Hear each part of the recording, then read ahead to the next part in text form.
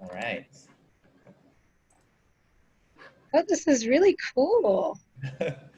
Hi, folks. Thanks for joining. I love seeing the chat and the participant area fill up. We're going to give folks a couple of minutes to join here, and then we're going to get started.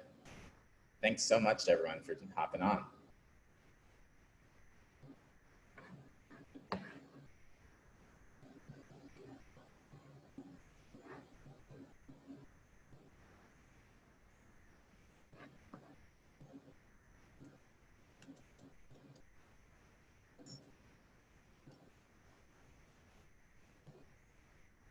Hi, everyone. Thanks so much for joining. So many people on a Monday night. It's very exciting. We're going to get started in just a moment. Just waiting for a couple more folks to join.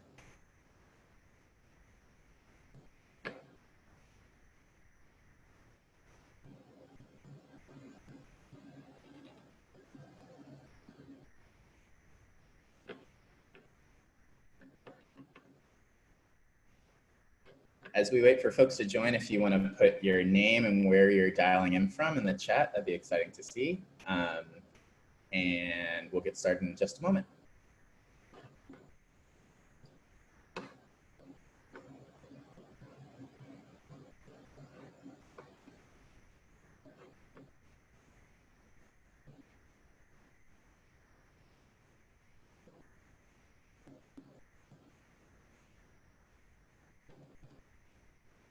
Welcome, everyone.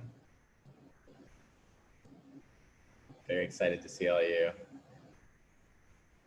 Gonna give it just one more minute or so until we kick off, and then folks will catch us en route as we go.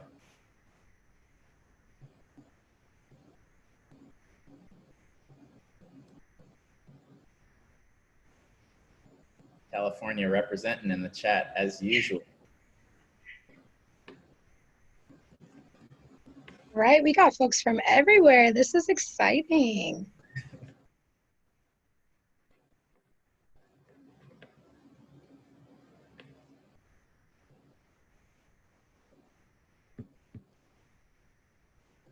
Thanks everyone for joining. So we're going to go ahead and get started. We want to be respectful of folks' time on a Monday evening here.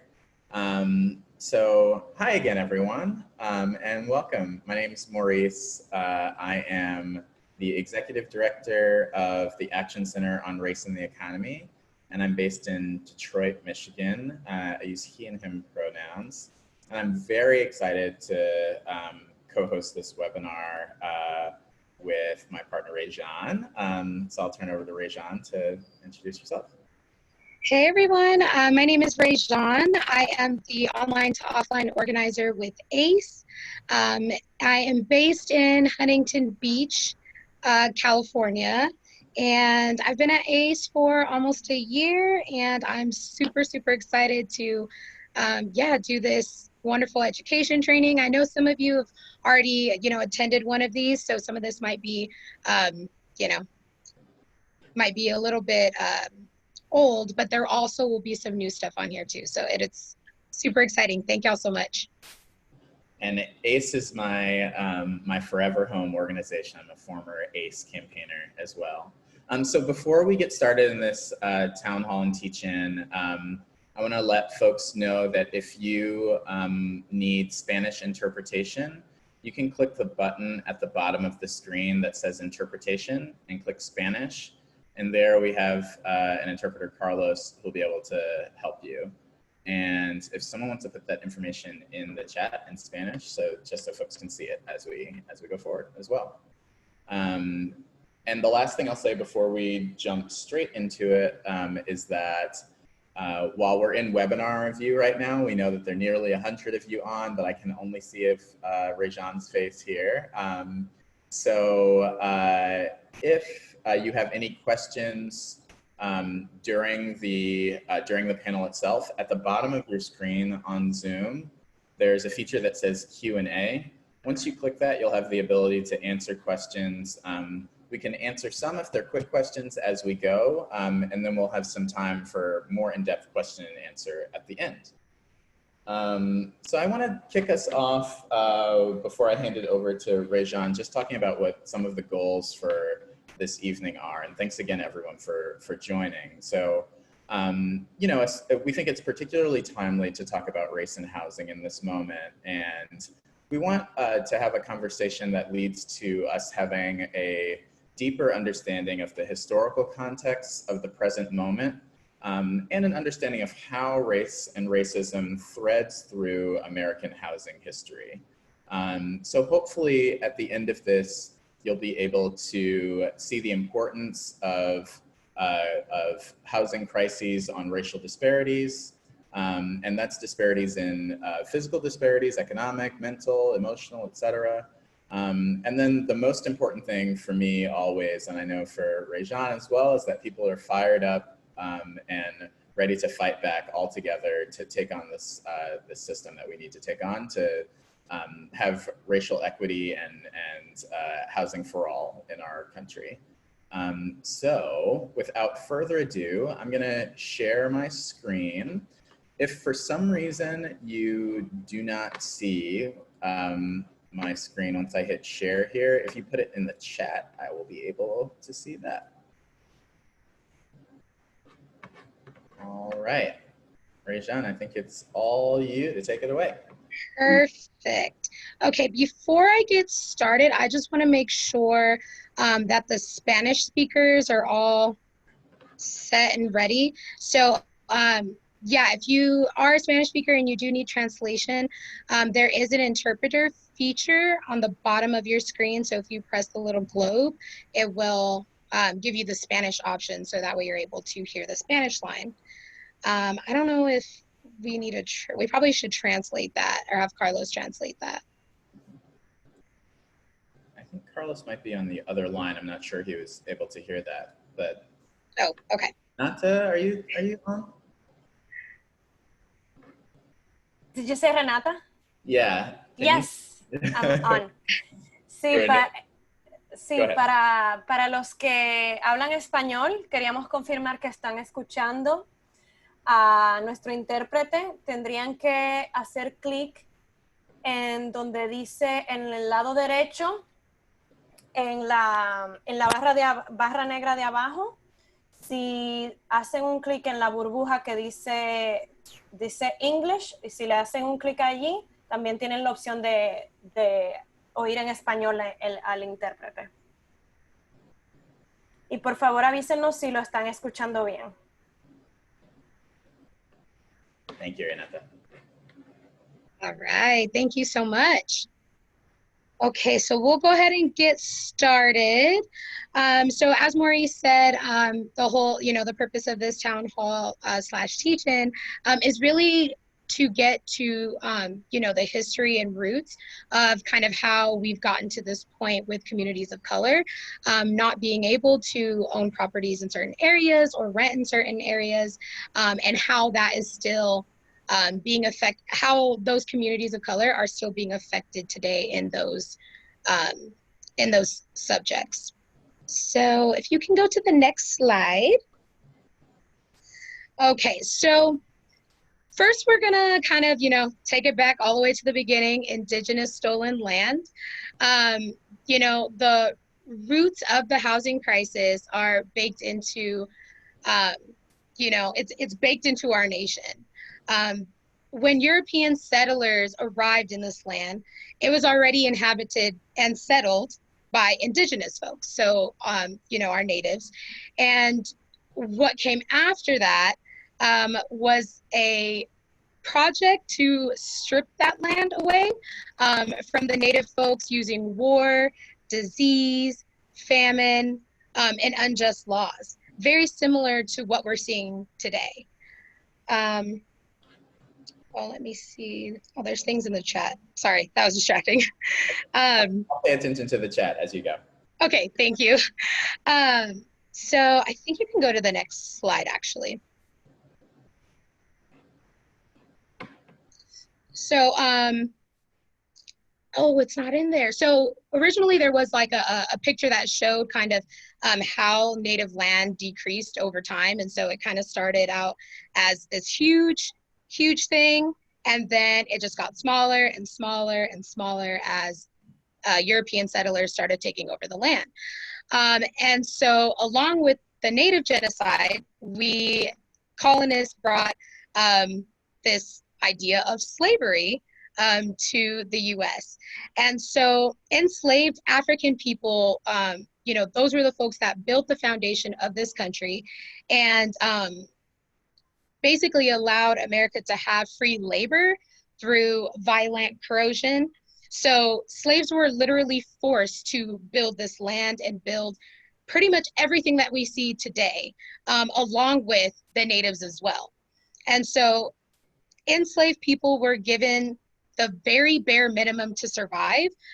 So a lot of them, you know, they were given scraps of food from, you know, their slave masters, or they barely had any clothes, had to make their own clothes, you know, everything like that. So enslaved people were given a very minimal things to survive off of. So this picture, is it this one? Yes. This picture is from a plantation. So there's about 10 people on this porch, and that's just a small portion of who lived in this house. So very similar to now, right? We have people in 3 bedrooms and we have families in each bedroom. So essentially that's what we were seeing back then. Next slide, please. Okay, and so when slavery ended, although, you know, Black people were finally free and they were like, okay, you know, you guys you're finally able to do whatever you want to do, they had no housing, no way to make money because there were still laws that said that they were not able to do those things. So the roots of predatory housing basically start right here with sharecropping. And sharecropping was a scheme that allowed Black people to stay on the land while they worked to, you know, pay it back. And the debts they accrued for the land and farming, reading the wrong notes.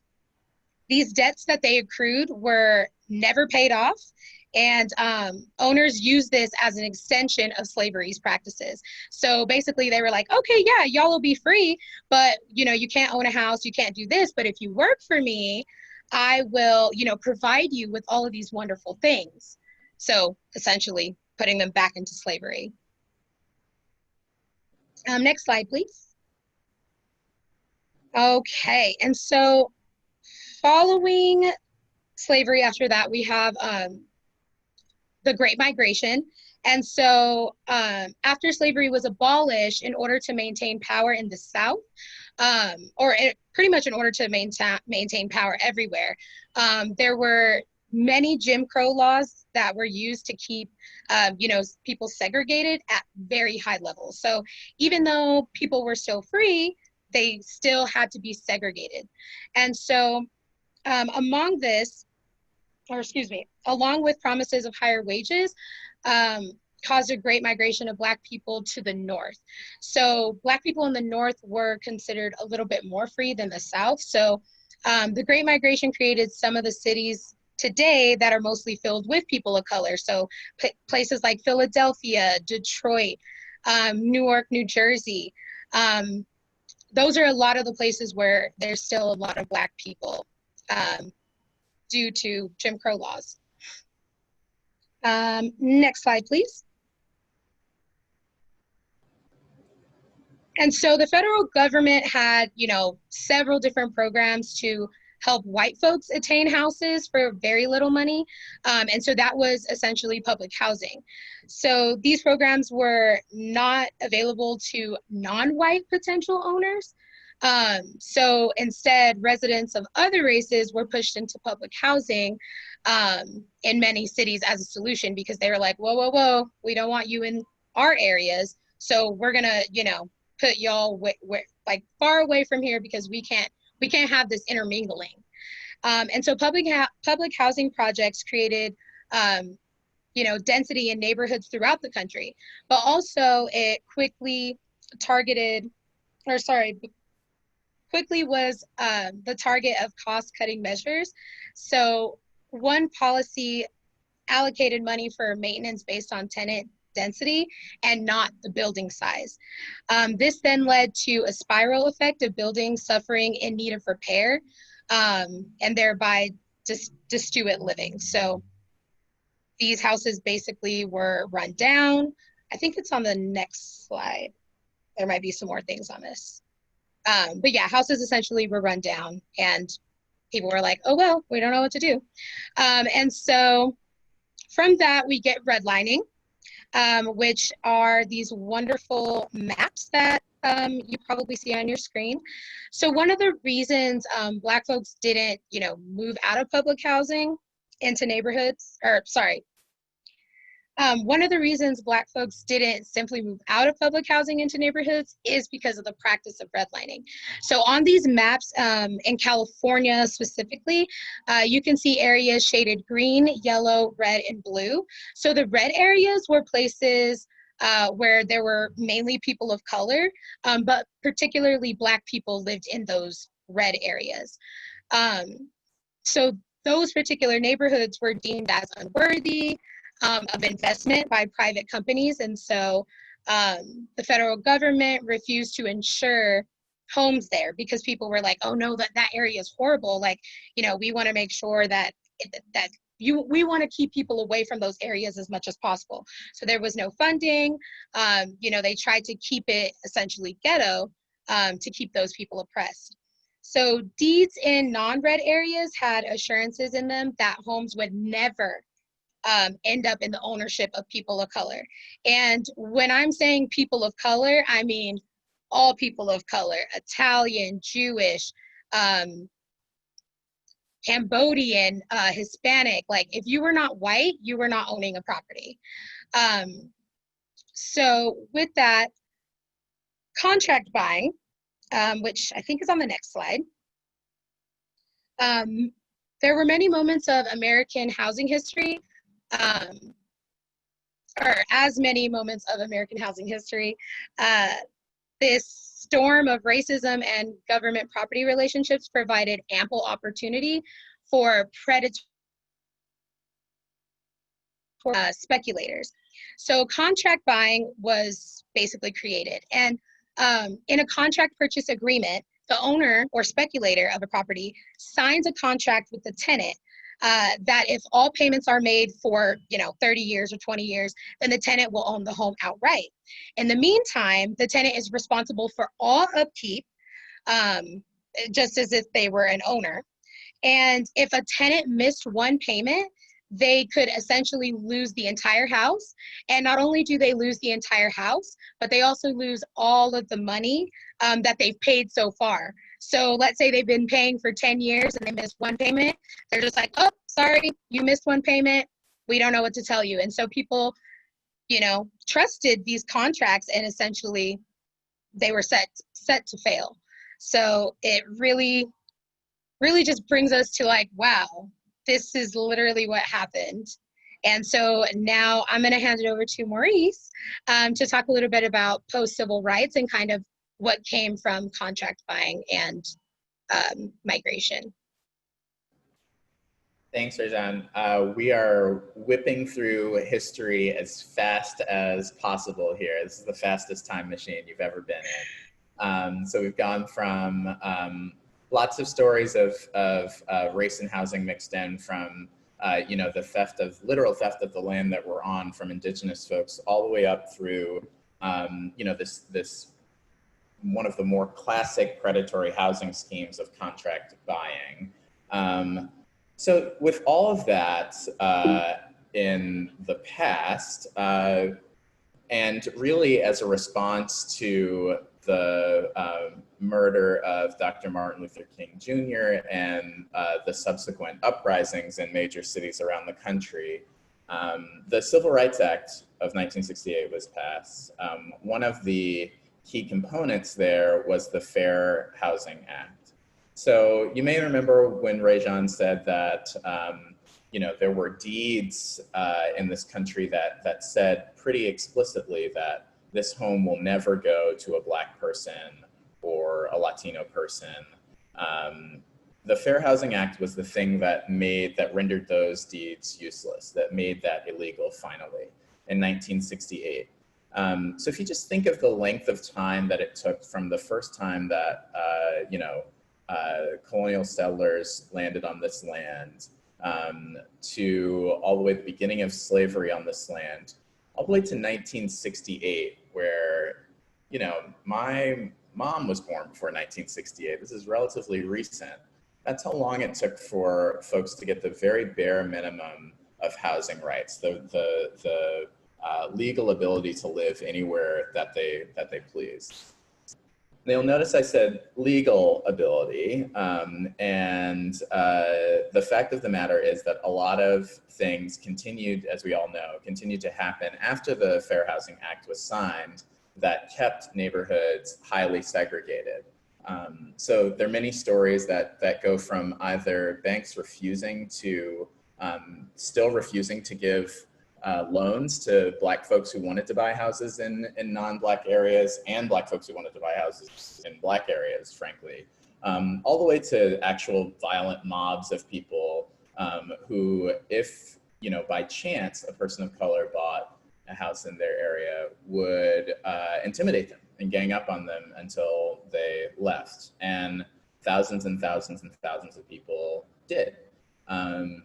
Thousands more stayed, but it was a major factor in maintaining the segregation that existed from the beginning of this country well through today. So then we have this period from 1968 until, until the year 2007, where by absolutely no means was housing perfect. There were so many problems with housing in this country, from homelessness to, predatory lending to get people into homes, to banks still refusing to lend to people of color. So many different issues. And during that time period, it was actually legal for Black folks, and easier than it had ever been before in American history, for folks of color to actually buy houses. And one thing that they did one thing that happens when you buy a house is you're able to accumulate an amount of wealth that's very difficult to accumulate elsewhere, especially if you're a poor or working class family. So Rajan mentioned one fact of, government programs that essentially granted houses to white folks or offered them for very, very cheap. And this was a pretty standard practice in government programs post-World War II. For Black families and Latino families that weren't given that option, there was that entire period of time that they weren't able to accumulate wealth. And the 1968 Fair Housing Act finally opened up a tiny window for folks to accumulate wealth. And then I said until 2007, and the savvy folks among you will realize why I said until 2007, because that was the year that the foreclosure crisis really came to a head. So the foreclosure crisis, banks had systemically sold subprime loans to Black homeowners in particular, and other homeowners of color. And this wasn't a thing that they did on accident. This wasn't a thing that, once you go back and look at the data, it just so happened that it was Black people who were able to get these loans. In fact, in email correspondence, some banks joked about getting mud people loans out, or we have to get loans to these Black people and we should only do subprime ones. That particular lender was Wells Fargo, if you're wondering, and they were tried in the DOJ for that. So banks sold subprime loans to Black homeowners, joking about them being ghetto loans or mud people loans. At the same time, there was lots of fraudulent activity that banks were blatantly doing, whether it was legal or not, and often it was legal. So things like dual tracking. Dual tracking was the practice when one part of the bank is working with you, saying that, oh yeah, we're gonna figure out a way for you to stay in your home. Here's how we're gonna restructure your mortgage payment. All the while, another part of the bank is actively working on pushing you out of your home. So one day, all of a sudden, you thought that you were working with the bank to stay in your home, and you get a final eviction notice that you've been kicked out of your home. Or robo-signing, where these are obviously legal documents and they're required to be reviewed and signed one by one. And instead, banks were basically just using a rubber stamp to approve any number of transactions. And these were standard practices that led to the foreclosure crisis. The foreclosure crisis essentially crashed the economy, we all remember, and millions of people lost their jobs, and about 10 million people lost their homes. So I always like to pause on that number, because I think that whenever things end in illions, it's easy to just sort of brush over it. But just imagine for a moment, and some of you won't even need to imagine, you can just remember what it would be like to actually be kicked out of a place that you lived in for maybe your entire life. Maybe it was given to you from an elderly relative and had been in your family for years. And maybe you had kids, maybe you had a whole family that you were raising there. You had worked to make that space your own for decades, and then all of a sudden it's gone. Think about the amount of pain that would cause for you. Now multiply that by literally 10 million. So there are 10 million of stories just like that. People who had that much pain, who suffered through the foreclosure crisis and were pushed out of their homes from banks. It really is a staggering event in American history. Just this many people being forced so violently out of their homes at the same time. And of course, in this country, literally nothing bad happens that doesn't end with investors and capitalists looking to pick up the pieces and turn them into a profit. So after the foreclosure crisis, we saw the value of homes go down very, very, very, very low. I live in the Midwest. I live here in Detroit, and some homes right after the foreclosure crisis were available for $500, $2,000, $3,000. In other places, it might have been $30,000. It might have been $15,000. It might have been $100,000 in your place. But this was all compared to prices that, if it was $100,000 after the foreclosure crisis, perhaps it was $1 million before, and the value had just been entirely destroyed. Picking up on that chance, private equity firms and hedge funds came in and scooped up as much as possible, often with the aid of our federal government, to own enormous pieces of land in all of our cities that they still own to this day. So folks might be familiar with the private equity giant Blackstone, which used to own a company called Invitation Homes that they operated. Invitation Homes has tens of thousands of properties around the country. They are the largest single family landlord in the country.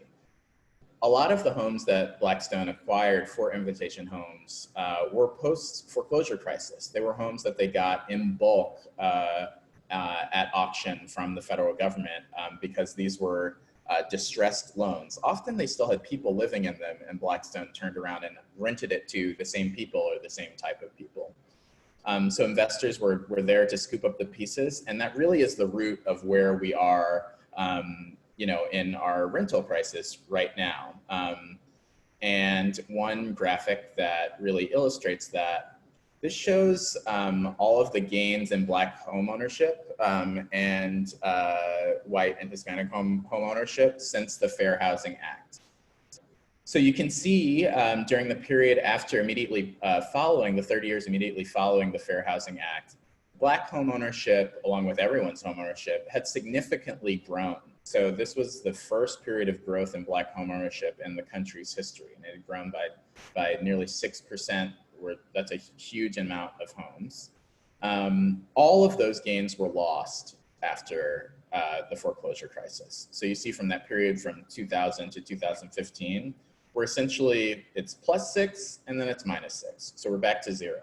So you can imagine what that means. It means that we're in the same, Black folks in this graph and Latino folks are very close, are in the same position as it relates to homeownership as they were when the Fair Housing Act was passed in 1968. So the people just don't disappear. In fact, our population gets larger. So that means lots of people who were homeowners are now home renters. So what's the result of massive foreclosures? Well, with unoccupied properties, displaced families, and blight, developers saw an opportunity.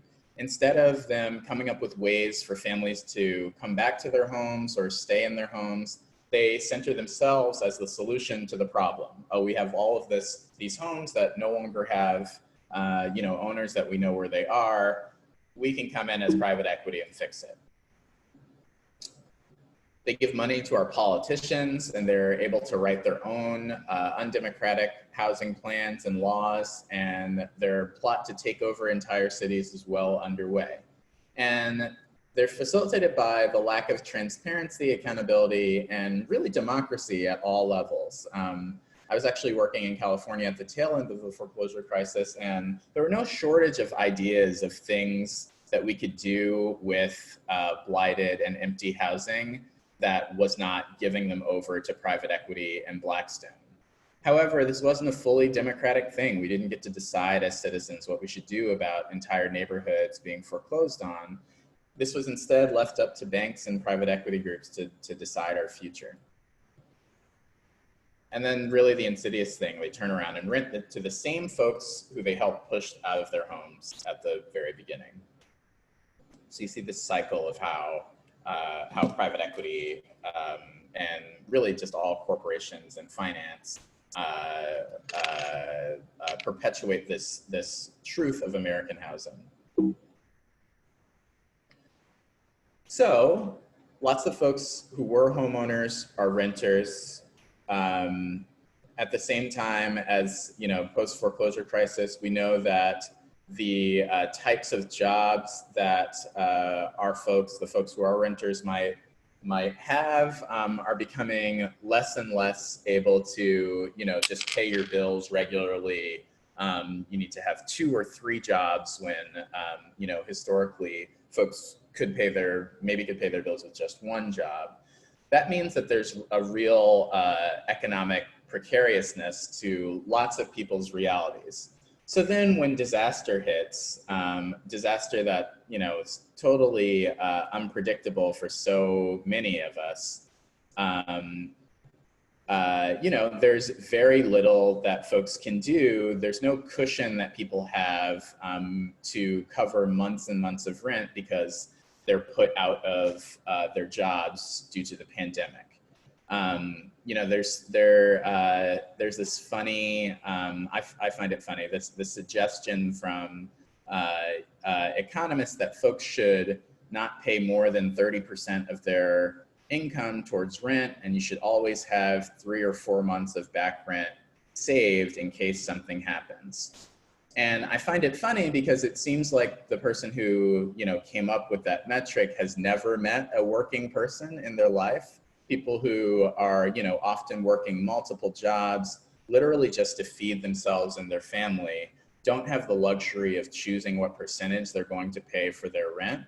And certainly don't have the luxury of having 3 or 4 months of back rent saved. So on this map here, you can see, this is from a couple of weeks ago now, but this is the percentage of folks who, without further action at our statewide levels or the federal level, are facing eviction due to this rental crisis that the pandemic and really reckless housing policy has caused.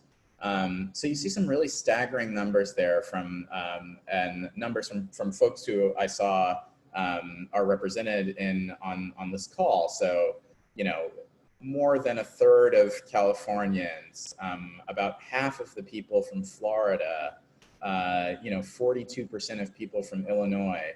These are staggering numbers. And it's millions and tens of millions of people who are at risk of being evicted if nothing is done to change this. And to be really blunt, this is not, the coronavirus, of course, is something that, is a natural thing. There've been pandemics since the beginning of time. But having housing policy that puts this many millions of people at risk all at one time is not natural.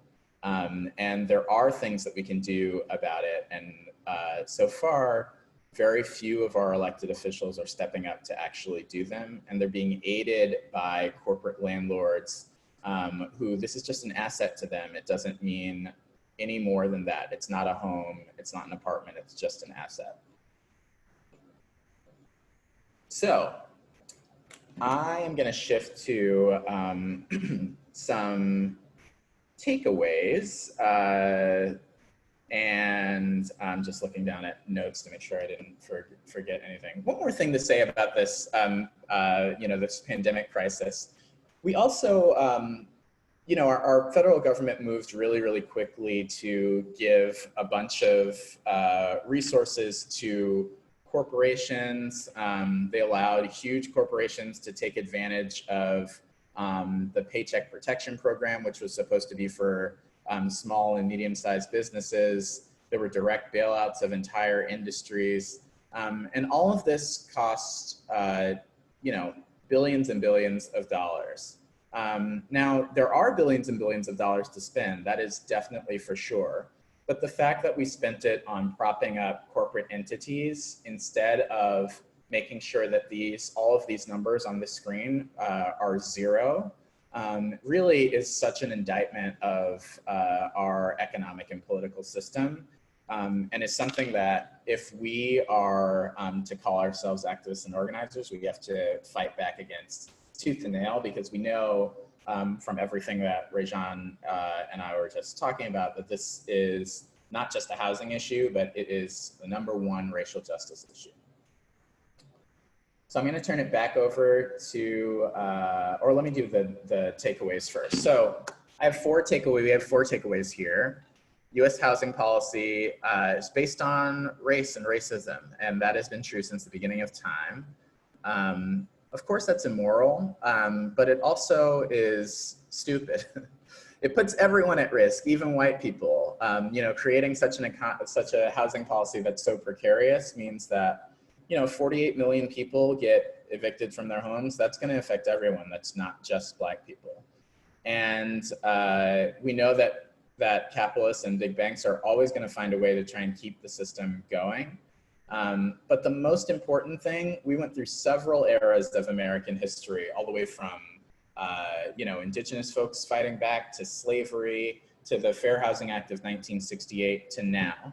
And at each point in time on that timeline, there have been a group of people, and really at most points a multiracial group of people who have come together to fight back against unjust systems and has ushered in an entirely new era. So we're in unprecedented times now, but we have been there before. So the most important thing for us to do is to band together in that same way and fight back so that we can have a better way of doing housing in this country. So now, without further ado, I'm going to turn it back over to Rejan to talk a little bit more about the fighting back, and then we'll also talk a little bit more about next steps. Yes, thank you so much, Maurice, for all of that wonderful information. Yes, the importance of fighting back, I feel like I cannot stress it enough. I know that, we just went through this whole presentation, and like Maurice said, every single group of people have had to fight at some point to get what they need. And it's ridiculous that we even, have to be fighting for this, because you would think like, isn't this just something that we should already have? Equality, like people staying in a healthy, safe, affordable house. Those should be things that are just what they are. But it is important for us to, band together and build this movement of political power, because if we just do this all, one by one, we're not going to get anywhere. But if we team up together and say, look, this is not okay, and we need to fix it, and this is how we're going to fix it. And so with that, there is legislation in California that we are actually trying to get passed for people to stay in their homes, so that way they're not able to get evicted. So our government, for some reason, does not feel that this is very urgent. And so, as Maurice said, there are going to be a lot of people that are going to be evicted if we do not get some legislation, at least just to keep people in their homes. So one thing that we're doing here in California is, we're making sure that we are calling our governor and telling him, hey, we need to pass AB 1436, and also, organizing your neighbors and your friends and getting them on board and getting them educated about this, because a lot of people don't even realize that this is happening because they're in their own little bubble.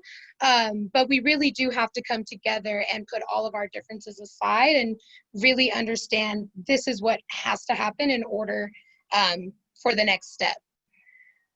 So Maurice, I don't know if there's anything else that you wanted to add onto that. Yeah, I'll just talk a moment about, I know that there are some folks who are non-Californians on the call, and I want to talk about, first off, you should follow California's lead if you haven't already, and contact your statewide government, your state legislators, your governor, to make sure that there's similar legislation, statewide legislation aimed at keeping people in their homes in your respective state. So I saw some Floridians on here, some Georgians. It's very important that you get in contact with your state elected officials to make sure that they're pushing forward that ledge. And then in addition to that, at the national level, there's a number of groups that are pushing for rent cancellation. So that word is actually really, really important, of cancellation and not moratorium. And just really briefly, if someone doesn't have enough money to pay their $1,500 rent in 1 month, then we know for sure that they won't have enough to pay $3,000 of rent in 2 months. So we don't want to just pause the payments and then make it so that folks have to pay back months and months more once they resume. We want to make sure that rent and mortgages are canceled during that time period.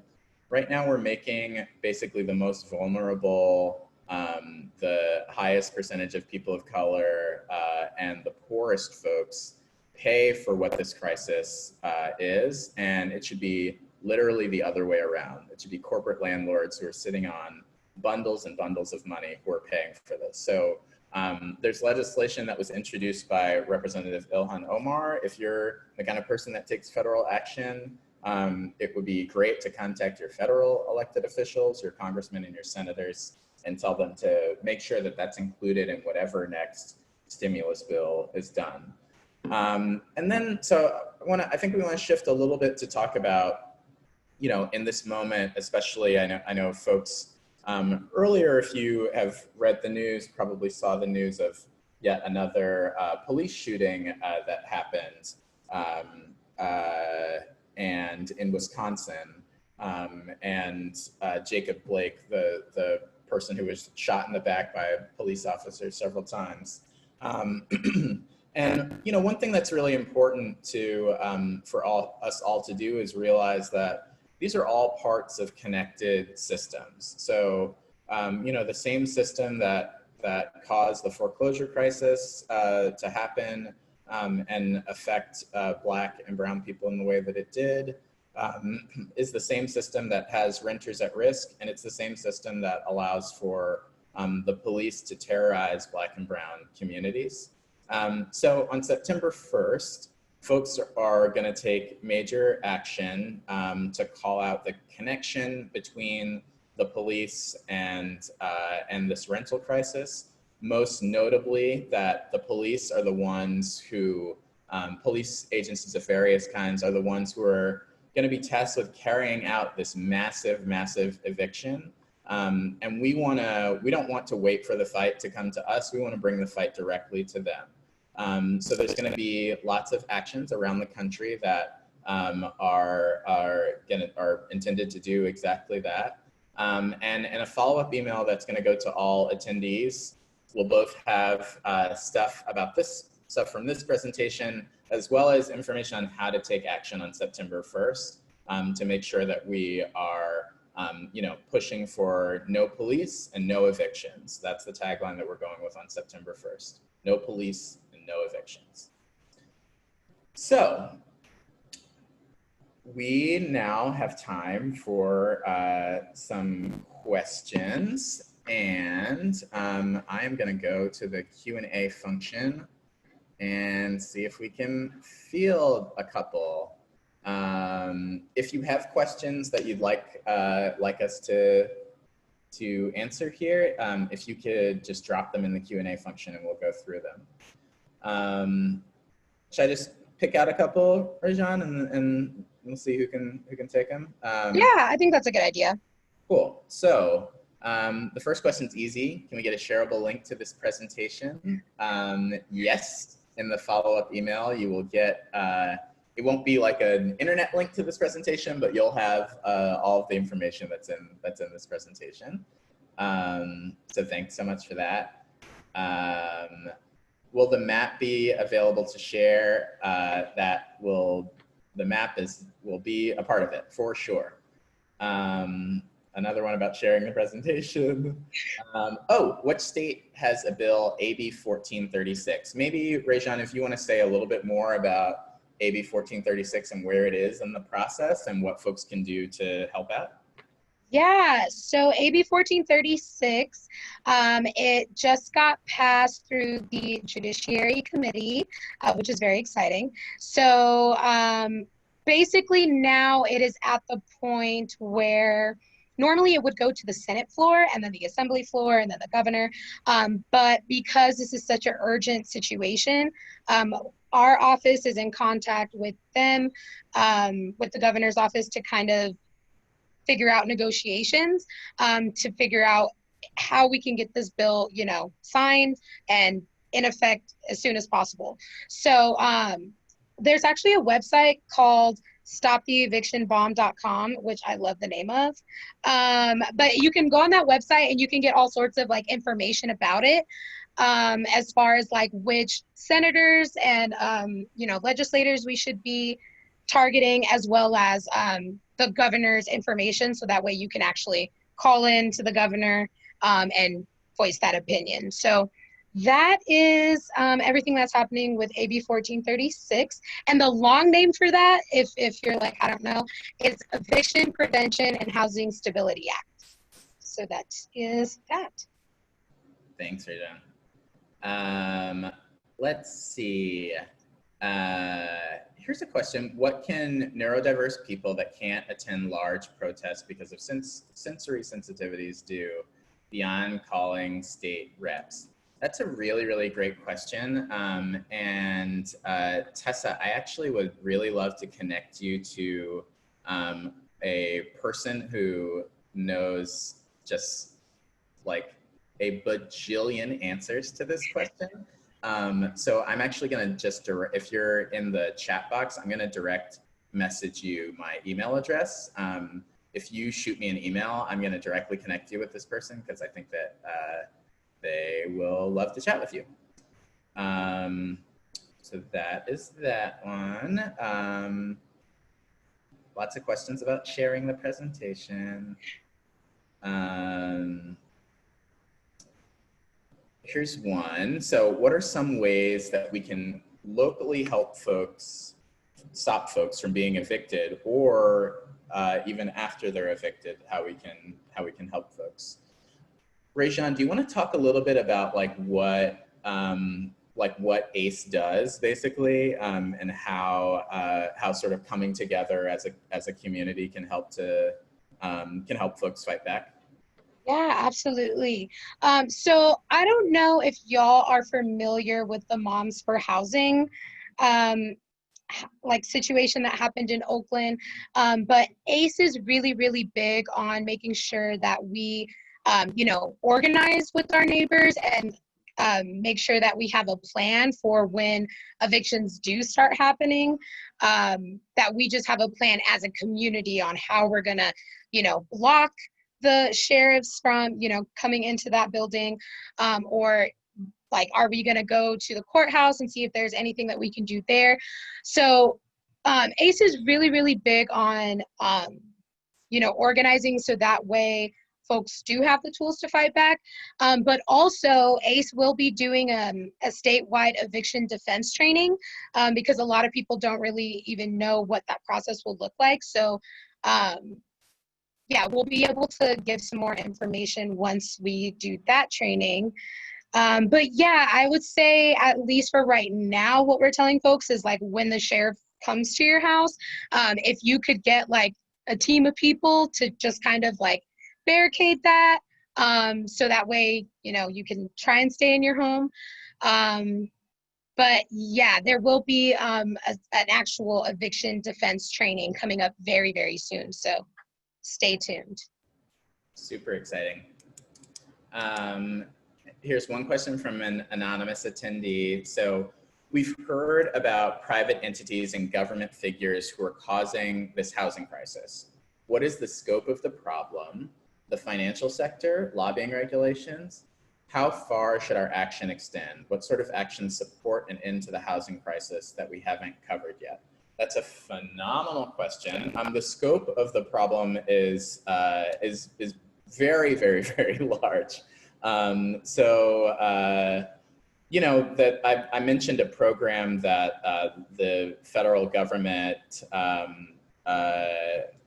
had that handed houses over or mortgages over in bulk to Wall Street banks after the foreclosure crisis. This was something that the financial sector heavily lobbied for to make possible.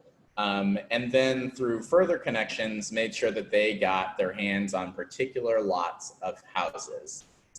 So really, there were lots of financial actors that really built an enormous amount of wealth off of this scheme.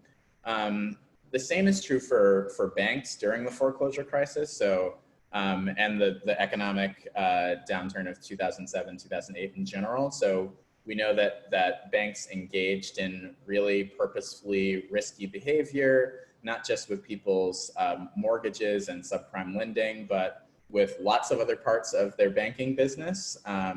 And all of those things bled over into the housing market. And we're part of creating the situation that we're in. In fact, as you go back through history, you constantly will see this connection of both government action and action by private corporate actors working together to create crappy outcomes in housing in America. So they go hand in hand. The good folks at ACE and people like us at ACRE believe that fighting back against some of these corporate actors is of pinnacle importance. So, I can go in and lobby someone who works at, the Financial Services Committee or something like that until I'm blue in the face. And I know that if a representative from Bank of America comes in right after me, they're going to listen to them and not me. And luckily we're getting more and more elected officials who that's not true of, but that's still pretty much the norm. Corporations they have the ability to really give so much money to elected officials that with the intention of having the elected officials ignore the public. So what we need to do is bring the crisis directly to those corporations so that it's not ignorable, so that we're such a nuisance. They say, you know what, I'm going to solve this problem rather than having Maurice and Rajan show up at my house again for the 50th time this month. So yeah, that's a really, really great question and lots of connections. Just keeping track of time here. We're right at 9. I maybe will take a couple more and then we'll wrap. Let's see. Is there any consensus for whether public housing developments have a future in California? Another great question, Zach. Public housing is something that the reason that people think that public housing has failed is that it was never properly set up to succeed. So my opinion is that we should fully fund public housing. That means a lot more money than it's ever gotten before, and then that question will answer itself. Public housing developments have a really bright future if they're fully funded. And can I just add to that also, that, you know, public housing is great, but it's also important too that we do talk about like rent control, and making sure that we keep the rent prices low, because a lot of the problem is people can't afford to live in these, you know, apartments and things like that. And so a lot of them are built, but they're just vacant. And so it's just taking up space. So I also think, you know, that rent control is really, really important with this as well. Yeah, totally agree. I'll take two more. So one is there any way to find out what real estate and financial industries are planning to take advantage of COVID-related evictions? Very great question, Jenny. So, you know, in general, I actually saw someone in the chat who is a small landlord themselves. And, you know, we know that obviously for smaller landlords, this is a disaster. No one would wish this on, you know, you wouldn't wish this on your tenants if you're a small landlord, of course, because, you know, for most people, this might be your only income stream. It might be what's supplementing your retirement. That is not true for huge corporate landlords. And like I said, these things are assets for them. So they have absolutely no desire or really need to keep the types of tenants who are in their homes still in their homes. So I think that we should be looking at some of these large corporate landlords, because what they can do is evict a whole lot of people that it might have been trickier for them to evict, you know, without any cause at all before the coronavirus. They can evict them now, and then once everything is over, they can rent it back to folks at a much higher rate. And we just know that that's the kind of way that they work. So I would highly recommend us all paying attention to corporate landlords right now.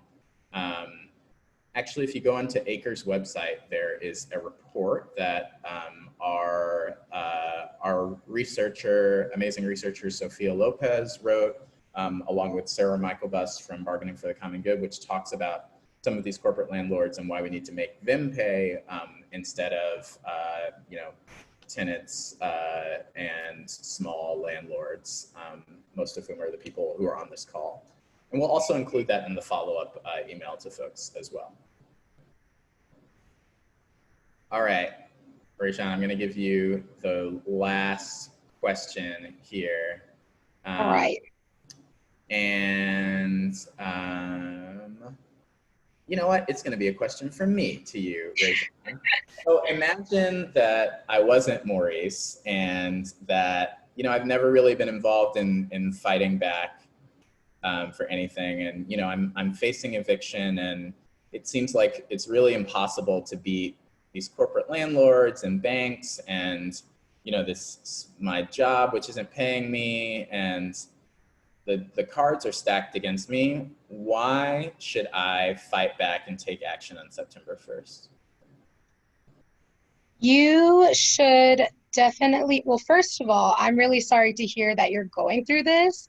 And I think the number one thing to keep in mind is that you're not alone, and there are thousands and thousands and thousands of other tenants, small landlords and homeowners that are all, you know, going through this same struggle right now.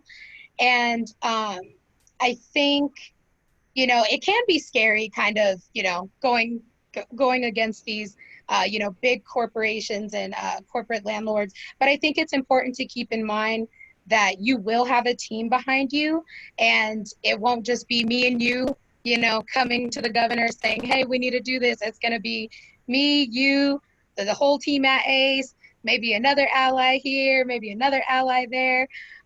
So, you know, just be mindful that you're not alone. We're like all a huge community, and we're all in this together, and we're going to fight back together, and we're going to do what we got to do. Boom. So will you get involved? Will you make I'm this in. call? Sign me up on bank drafts. Yes. So everyone make your calls to the governor. Great. It's an impromptu, unplanned role play exercise for Rajan. It really was. That's with flying colors. I'm going to tell the rest of the ACE staff. Oh, thank you. Thank you. So we know we have a bunch more questions, and we'll keep track of them, and we'll try and reach out to folks who asked those questions in the chat. And as I said, there'll be a follow-up email coming from me and Rajan that will have a bunch of the information from this presentation, as well as information about September 1st and how you can take action in your local place.